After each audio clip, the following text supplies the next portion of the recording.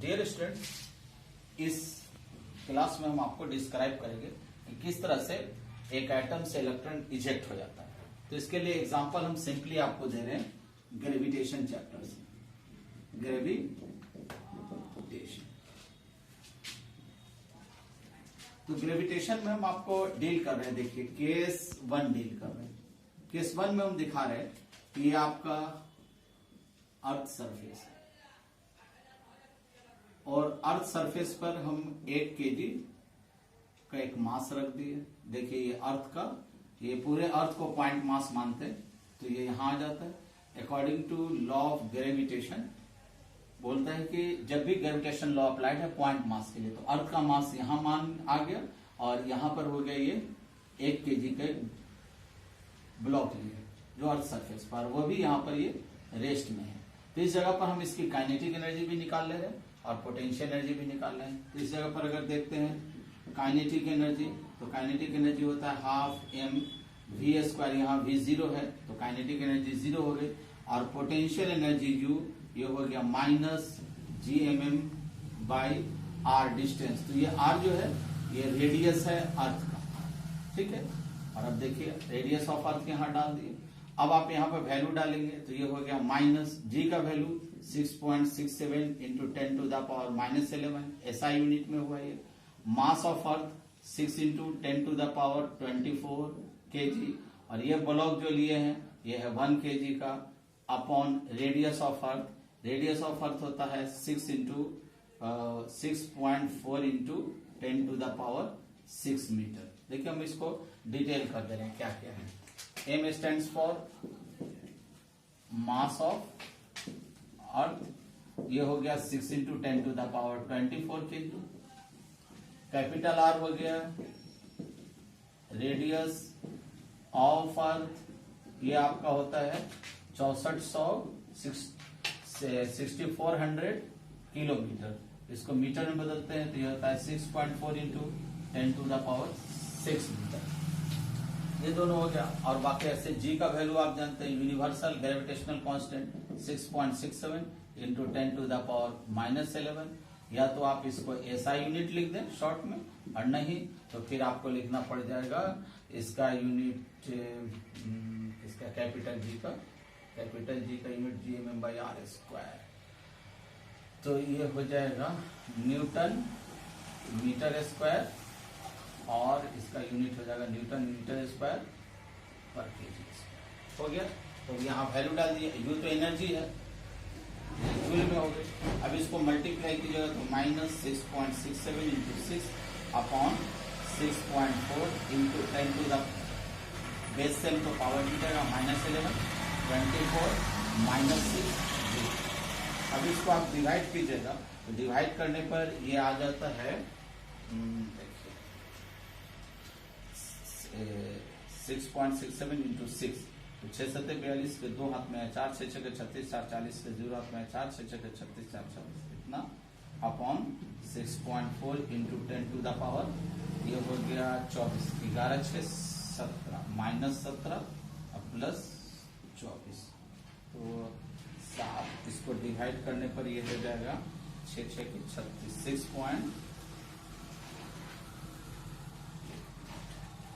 6.40.02 divided by 6.4, 1 0 और किया, ये हट गया। ये हो गया 6 बार 6 0 0, 6 चौके 24 के 4 हाथ में 6 36 38, 2 8 10 में से 4 गया 6, और यहाँ कितना बच गया, ये हो गया कितना बार जाएगा, पॉइंट दीजिएगा तो 1 0 और आया। ये हो गया आपको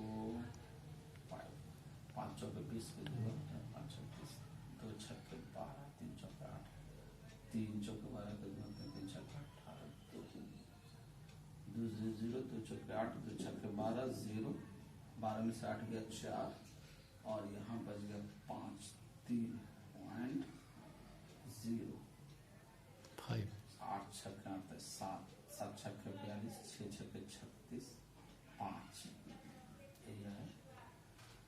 ये आपका एक 6.25 into 10 to the power 7 joule. ये हो गई आपकी पोटेंशियल एनर्जी। और आप देखिए काइनेटिक एनर्जी है 0, पोटेंशियल एनर्जी है यहाँ पर, काइनेटिक और पोटेंशियल दे दिया। अगर टोटल एनर्जी लेते हैं तो total energy is equal to kinetic energy और प्लस पोटेंशियल एनर्जी। ये भी आपका टोटल एनर्जी आ गया -6.25 इंटू 10 टू द पावर 7। जब तक टोटल एनर्जी निगेटिव होती है, टोटल एनर्जी निगेटिव है, तब तक ये सिस्टम क्या हो गया, सिस्टम हम लोग ले लिए यहाँ पर earth and mass of 1 kg, ये सिस्टम।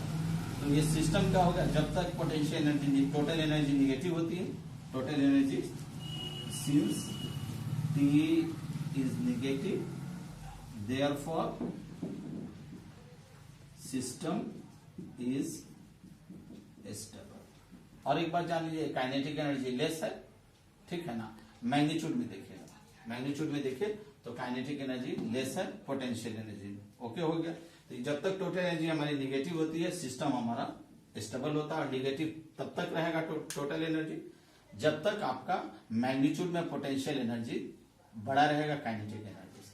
देखिए इसीलिए बोलता है कि अर्थ और मास एक सिस्टम है। अब अगर हम क्या करते हैं, एक दूसरा केस लेते हैं। केस क्या ले रहे हैं, दूसरा केस आपको स्टडी करा रहे हैं कि हम लोगों को एक स्टोन को ऐसा फेंकना है कि ये अर्थ के चारों तरफ ऑर्बिटिंग करने लगे, घूमने लगे। तो इसके लिए हम इसको स्पीड देते हैं। आपने प्रोजेक्टाइल पढ़ा है, तो प्रोजेक्टाइल में है कि हम लोग जब भी ये अर्थ सरफेस है, इट इज अर्थ सरफेस, और अर्थ सरफेस पे किसी भी बॉल को फेंकते हैं तो बोलते हैं कि यहाँ पे अगर हमने फेंका तो हम इसको प्रोजेक्ट करते हैं तो ऐसे गिरता है, ऐसे गिरता है। इसको इतना स्पीड देते हैं कि यहाँ पर जब इसका रेंज हो जाए, जब प्रोजेक्टेड पार्टिकल का रेंज अर्थ के रेडियस के बराबर हो जाता है, तब ये पार्टिकल यहाँ से अर्थ के सरफेस से फ्लाई ऑफ होके और अर्थ के चारों तरफ रिवॉल्व करने लगती है। बोलता है when range of projected particle become equal to the radius of earth, then the particle start revolving around the earth in circular path of radius capital R, यानी radius of the earth। अब हमें यह बात पता चल गया कि कोई पार्टिकल है जो अर्थ के चारों तरफ रिवॉल्व कर रही है। ये ऐसे हमारा अर्थ है और अर्थ के चारों तरफ एक पार्टिकल हमारी रिवॉल्व कर रही है, एकदम इसी के रेडियस से यह पार्टिकल हमारी इसके चारों तरफ रिवॉल्व कर रही है, रिवॉल्व कर रही है। इसके टेंजेंट जब लेंगे तो टेंजेंट यहाँ पर लेंगे तो इसकी वेलोसिटी पता चल जाएगी। हम इसका स्पीड जान लेते हैं कि इसका स्पीड कितना है। तो जब हम लगाते हैं न्यूटन्स लॉ ऑफ मोशन तो उसके अकॉर्डिंग टू जान लें कि अंदर की तरफ एक फोर्स लगता है। जब सर्कुलर पाथ पर पार्टिकल घूमता है तो उसको हम लोग कहते हैं सेंट्रीपिटल फोर्स। और यहाँ पर सेंट्रीपिटल फोर्स का काम जो कर रहा है वो हमारा कर रहा है ग्रेविटेशनल फोर्स, ये ग्रेविटेशनल। तो सेंट्रीपिटल फोर्स हमारा होता है mv² बाई r के, रेडियस r हो गया, और ग्रेविटेशनल फोर्स हो गया हमारा gmm बाई r²। r से r कैंसल हो गया तो mv² जो हम निकाले ये हो गया हमारा gmm बाई r का। यही gmm बाई r सरफेस पर पोटेंशियल एनर्जी का मैग्नीट्यूड है। तो जब इसको हम लोग लिखेंगे ये हो गया आपको magnitude of potential energy at the surface. देखिए यहाँ पर तो जब इसकी काइनेटिक एनर्जी निकालेंगे तो दोनों तरफ हाफ कर देंगे, तो half mv² is equal to half और मैग्नीट्यूड ऑफ पोटेंशियल एनर्जी। तो इस तरह से जब हम निकाले इसकी काइनेटिक एनर्जी तो ये हो गया आपका, हम लोग हर सरफेस पर काइनेटिक एनर्जी यहाँ निकाल चुके हैं। Potential energy 6.25 into 10 to the power 7 joule और अपॉन 2 हो गया, यानी ये आपका आ गया 3.125 into 10 to the power 7 joule. आप देखिए यहाँ पर काइनेटिक एनर्जी जस्ट हाफ है पोटेंशियल एनर्जी से। यहाँ पर क्या हो गया, देयरफॉर आप लिख सकते हैं kinetic energy is magnitude of potential energy का जस्ट हाफ है। तो यहाँ देख रहे हैं काइनेटिक एनर्जी हमारी कम है पोटेंशियल एनर्जी से।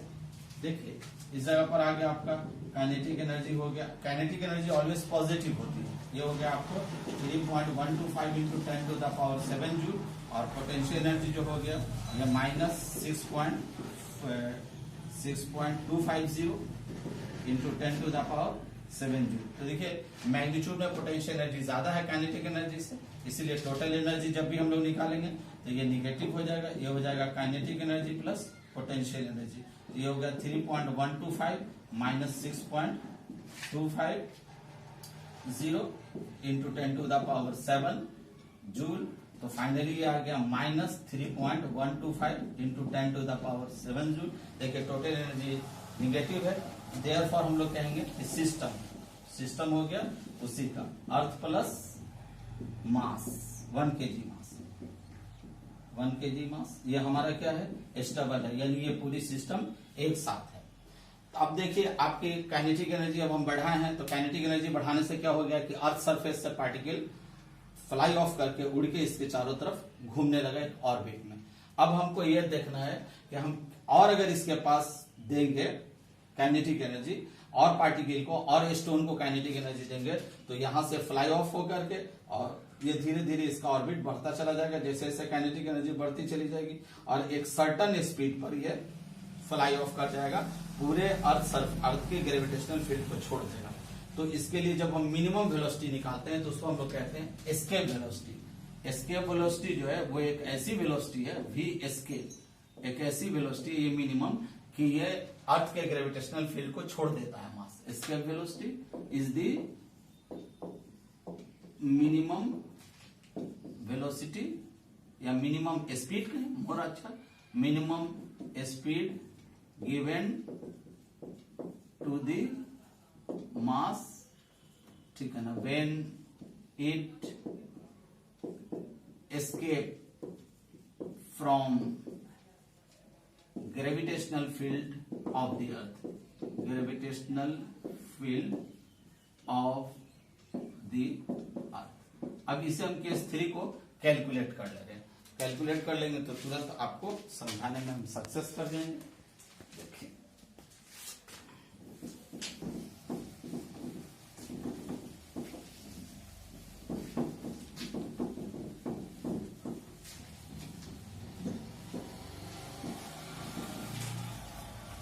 अब यहां देखें, हम आपको इसको बता दे रहे कि ये अर्थ है, और जब अर्थ के ग्रेविटेशनल फील्ड को पार्टिकल छोड़ देता है तो छोड़ देता है तो बहुत दूर चला जाता है।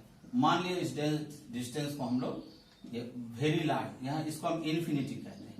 इन्फिनिटी, इन्फिनिटी का मतलब हो गया ए वेरी लार्ज डिस्टेंस। बोलता है कि इस डिस्टेंस पर हमारा यहाँ पर ग्रेविटेशनल फील्ड खत्म हो गया, 0 होता है। अब ग्रेविटेशनल फील्ड खत्म हो गया इस जगह पर, अब पार्टिकल यहाँ पर पहुंच के रेस्ट में, इस जगह पार्टिकल रेस्ट में हो गए और इस जगह पर हमारा ग्रेविटेशनल फील्ड भी 0 है। और पोटेंशियल एनर्जी तो हम निकाल लेते हैं इसकी। देखिए पोटेंशियल एनर्जी कितनी हो जाएगी, U is equal to minus GMM by mass of earth, और इसके मास को स्मॉल m से दिखा रहे हैं। तो अब ये GMM बाई R होता है, ये हो गया minus GMM by R infinity हो गया। तो पोटेंशियल एनर्जी भी 0 और काइनेटिक एनर्जी भी निकाले, इसको हम लोग मान लेते हैं कि इन्फिनिटी पर है। तो U इन्फिनिटी हो गया, काइनेटिक एनर्जी भी इन्फिनिटी डिस्टेंस पर हमारा 0 हो गया। अब अर्थ सरफेस पर जब था, तो अर्थ सरफेस पर निकाल रहे हैं पोटेंशियल एनर्जी, तो U सरफेस जब आप निकाले तो पोटेंशियल एनर्जी सरफेस पर केस 1 है, केस 1 ये आपका कितना है, ये हो गया आपका 6, वहां पर है 3 क्या कैलकुलेटेड है 6 पॉइंट, ये हो गया minus 6.25 into 10 to the power 7 joule. और अब इस जगह पे हमको काइनेटिक एनर्जी बोला कितना सरफेस पर दे कि पार्टिकल एस्केप कर जाए, ये हमें नहीं मालूम। तो according to principle of conservation of energy, ठीक है ना, और हम लोग ले रहे हैं यहाँ पर सिस्टम मान लिए हैं। सिस्टम जो है ये हमारा अर्थ है एंड 1 kg मास है, तो इसको सिस्टम माने हुए हैं। तो जब भी होगा एनर्जी तो अर्थ से मास में, मास से अर्थ में ट्रांसफॉर्म होती है। पर कभी भी चूंकि सिस्टम मान लिया है, बाहर से ना एनर्जी आ रही है न जा रही है, तो इसलिए ये एनर्जी हमारी कंजर्व है। तो हम जब लिखेंगे कि total energy at surface is equal to हमारा आ जाएगा टोटल एनर्जी एट इंफिनिटी। तो टोटल एनर्जी एट सरफेस हो गया यू सरफेस और प्लस के सरफेस, तो आपका और यहां पर हो गया, ये हो जाएगा यू इंफिनिटी प्लस के इंफिनिटी। तो यू सरफेस हमारे वहां पे पता है, ये हमको मालूम है -6.25 इंटू 10⁻7 जूल। और काइनेटिक एनर्जी सरफेस पर नहीं मालूम है हमको, काइनेटिक एनर्जी सरफेस का अननोन है। और ये हमारा ये भी 0 है, ये भी 0 है। तो इस तरह से काइनेटिक एनर्जी हमारा सरफेस पर जो हो गया वो सरफेस के पोटेंशियल एनर्जी के बराबर हो गया 6.25 इंटू 10⁻7 जूल। तो इस तरह आप पाए कि जब पार्टिकल का स्पीड बढ़ा देते हैं और पोटेंशियल एनर्जी के बराबर इसकी एनर्जी हो जाती है, तो ये इसको एस्केप कर देता है, छोड़ देता है, फील्ड से बाहर निकल जाता है। तो ये हो गया कि आपको जब पार्टिकल यहाँ पहुंचा तो इसका स्पीड यहाँ 0 है। अगर आप इतना उसको स्पीड देते, एस्केप वेलोसिटी से ज्यादा स्पीड अगर दे देंगे तो ये पार्टिकल यहाँ पहुंचेगा तो उसके पास कुछ न कुछ स्पीड बचा हुआ रहेगा। तो इस तरह से आप जान ले कि जब अर्थ से हम लोग किसी भी मास को निकालते हैं तो उसको यहाँ से मास को अर्थ के ग्रेविटेशनल फील्ड से बाहर निकालने के लिए पार्टिकल को हमको काइनेटिक एनर्जी देनी पड़ती है। तो काइनेटिक एनर्जी जैसे जैसे बढ़ता चला जाता है, अर्थ से इसका डिस्टेंस बढ़ता चला जाता है, और जब काइनेटिक एनर्जी पोटेंशियल एनर्जी के बराबर होती है तो ये पूरे फील्ड को छोड़ देता है। ठीक इसी तरह एटम में भी होता है। अगर इसको हम बजाय अर्थ के एटम मान लें, in place of earth atom मान लें, और इसको रिवॉल्विंग इलेक्ट्रॉन ले लेंगे, तो बोलता है कि जैसे जैसे भी इलेक्ट्रॉन की काइनेटिक एनर्जी बढ़ती चली जाती है वो एटम से दूर होता चला जाता है, और जब इलेक्ट्रॉन की काइनेटिक एनर्जी पोटेंशियल एनर्जी को उसके बराबर हो जाती है तो इलेक्ट्रॉन एटम को छोड़ देता है। यही मैकेनिज्म है जिससे हमारा क्या होता है कि जब भी आप देखें फ्री इलेक्ट्रॉन्स की बात जो किए हैं कंडक्टर में, तो कंडक्टर में फ्री इलेक्ट्रॉन्स में क्या होता है कि ये आपका क्रिस्टल होता है। इसको हम समरी पहले कर देते हैं। देखिए केस 1 था, केस 1 में ये अर्थ सरफेस पे था आपका पार्टिकल, देखिए अर्थ सरफेस पर है, तो यहां आपने देख लिया kinetic energy 0, potential energy -6.25 into 10⁻7 joule. अगर केस 2 था, देखिए यहां पर ये रेस्ट में था, जब पार्टिकल आपका रिवॉल्व कर रहा था अर्थ के चारों तरफ एक ऑर्बिट में, जब ये अर्थ के चारों तरफ ये पार्टिकल 1 kg मास का रिवॉल्व कर रहा था, तब आपका काइनेटिक एनर्जी हो गया प्लस 3.125 इंटू 10⁻7 जूल, और पोटेंशियल एनर्जी हो गया था -6.25 इंटू 10⁻7 जूल। और अब देखिए नेक्स्ट केस में, देखिए काइनेटिक एनर्जी बढ़ी 0 से यहां चली आई। अब आप केस 3 में देख लीजिए, जब हमारी काइनेटिक एनर्जी और पोटेंशियल एनर्जी दोनों बराबर हो गई तो ये अर्थ के ग्रेविटेशनल फील्ड को छोड़ के पार्टिकल हमारा फ्लाई ऑफ कर गया, भाग गया। ऐसे कंडीशन में क्या हो गया, हमारा काइनेटिक एनर्जी बराबर पोटेंशियल एनर्जी बराबर हो गया आपका, मॉड में लेना होगा इसको, मॉड में लेंगे तभी लिख पाएंगे 6.25 इंटू 6.250 इंटू 10⁻7 जूल। तो ये जान लें कि जब भी जो भी ऑर्बिटिंग पार्टिकल होती है उसकी काइनेटिक एनर्जी बदलती है, जब उसकी काइनेटिक एनर्जी बढ़ती है तभी वो अनस्टेबल होता है, तभी वो सिस्टम को छोड़कर फ्लाई ऑफ हो जाता है। यही मैकेनिज्म है इलेक्ट्रॉन के भी इजेक्शन का। इसलिए आपको बताया गया कि देख लिए इलेक्ट्रॉन कैसे इजेक्ट होता है। तो जब भी इलेक्ट्रॉन का काइनेटिक एनर्जी इलेक्ट्रॉन और एटम के बीच का, एटम का न्यूक्लियस है उसके बीच पोटेंशियल एनर्जी कैलकुलेट करते हैं। ये आपका एक क्रिस्टल है मेटल का, एक क्रिस्टल है, इसमें दिखाया गया कि यहाँ भी एटम है, यहाँ भी एटम, यहाँ भी एटम, यहाँ भी एटम, ये सब एटम्स हैं। अब आप यहाँ एटम्स को देख रहे हैं तो इसमें मेटल के है, ये मेटल है, और यहाँ जो दिखाया हम कि अगर इसमें इलेक्ट्रॉन रिवॉल्व कर रहा होता है इसके चारों तरफ, इसी रूम टेम्परेचर पर, एट रूम टेम्परेचर पर आउटर मोस्ट ऑर्बिट के electron of outer most orbit के पास है ना काइनेटिक एनर्जी जो है वो पोटेंशियल एनर्जी से ग्रेटर होती है। कैसे निकाल लेते हैं?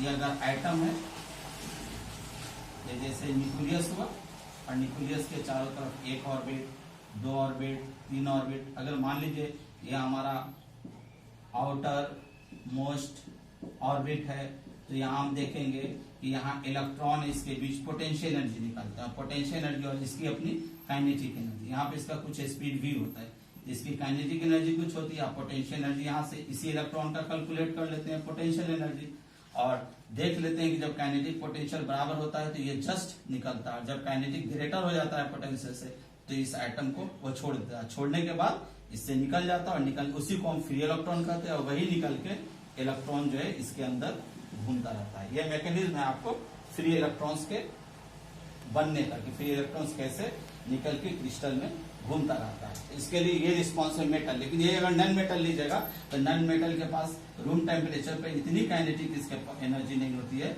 कि ये इसको लीव करे, इसलिए ये ऑर्बिट में घूमती रहती है। तो नॉन मेटल्स में या इंसुलेटर में या बैड कंडक्टर में फ्री इलेक्ट्रॉन्स नहीं पाए जाते। ये आपका मैकेनिज्म फुल हो गया।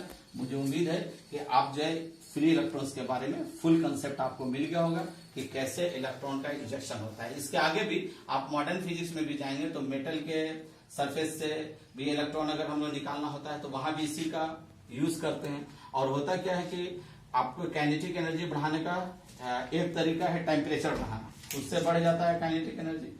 और दूसरा जान लीजिए कि यहाँ पर दोनों का सम है, टोटल एनर्जी देते हैं, तो काइनेटिक एनर्जी अगर नहीं बदले और पोटेंशियल एनर्जी घट जाए तो भी काइनेटिक एनर्जी बढ़ जाता है, तो उससे भी इलेक्ट्रॉन का इजेक्शन हो जाता है। जैसे पानी में आप नमक को साल्ट को डाल देते हैं तो वहां क्या होता है कि पोटेंशियल एनर्जी घट जाती है और काइनेटिक एनर्जी एज सच रहता है, और दोनों को जोड़ने पर वो पॉजिटिव आ जाता है। काइनेटिक एनर्जी घट गया, पोटेंशियल एनर्जी घट गई काइनेटिक एनर्जी से, तो क्या हो गया वहां पर डिसोसिएशन हो जाता है, सोडियम अलग हो जाता है, क्लोरीन आयन अलग होता है, उसको हम फिर अलग डील कर देंगे वहां पर। इस जगह पर देख लीजिए फ्री इलेक्ट्रॉन्स के लिए आपका ये पूरा कंसेप्ट क्लियर हो गया कि how free electrons develop in metal, metal में कैसे फ्री इलेक्ट्रॉन्स डेवलप होते हैं या कैसे प्रोड्यूस हो जाते हैं।